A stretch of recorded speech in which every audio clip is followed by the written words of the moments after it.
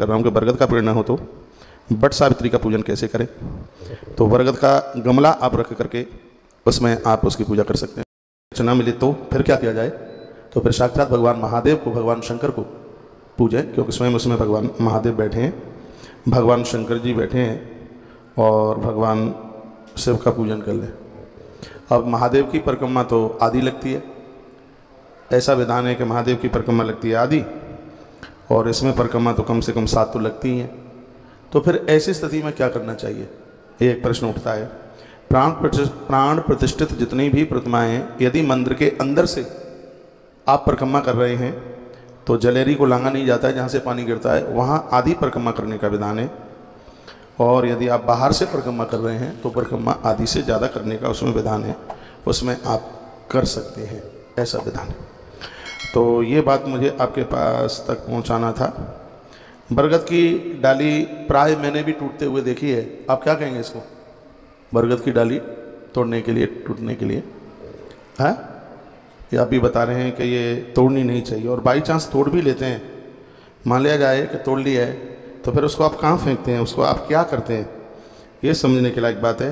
यदि आपने उसको तोड़ भी लिया है तो उसको आप ऐसे ना डालें कि कहीं किसी के पाम वगैरह पड़ जाए, फिर उस डाली को किसी पेड़ से बांध दीजिएगा, किसी वृक्ष से, मैं कहूँगा उसको बेलपत्र से बांध दें, आम के पेड़ से बांध दें, और उसको ऐसे ना कहीं फेंकें कि जिस पर किसी के पाम लगे। एक विधान इसमें और भी है, वो ये है, एक पानी का कलश भर लीजिए और उस कलश के बाहर आप बटके बरगद के आप उसके ऊपर पत्ते लगा दीजिए, सुने आप, उसके ऊपर आप पत्ते लगा दें और उन पत्तों की कर लें पूजा, फिर उसकी कर लें परिक्रमा और फिर उन पत्तों को प्रवाहित कर दें। तो एक उसका ये भी विधान है। तो इस तरीके से, हाँ ये मैसेज लिखा हुआ है जी महाराज जी, यहाँ भी तिवारी जी बरगद की डाल लेकर के आते हैं और वहीं हम पूजा करते हैं। वैसे मैं शास्त्रोक्त बात आपको बोलूं, यदि आपके यहाँ पर ये व्यवस्था है तो आपको बट पेड़ के पास ही पूजा करने के लिए जाना चाहिए। क्यों?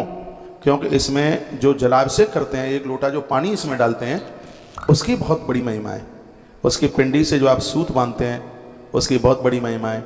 इसमें बीजना से हवा करनी होती है, इसमें बट पेड़ की भी की जाती है, फिर अपने आदमी की भी की जाती है, पति की जाती है। और इसमें चना रात्रि को भीगने के लिए डाला जाता है और कल बटवृक्ष के नीचे भोग लगा करके ये चना सबको बांटा जाता है प्रसाद में। जो मूंगफली का दाना है, लावा है, उससे तो परिक्रमा लगती है, चने को बांटा जाता है।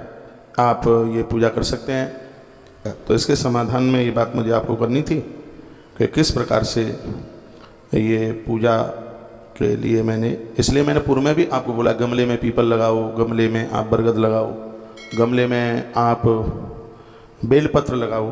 गमले में लगाने पर इनका किसी भी प्रकार का दोष नहीं है। मैसेज में लिखा है यहाँ तो कोई पूजा करता ही नहीं है बट वृक्ष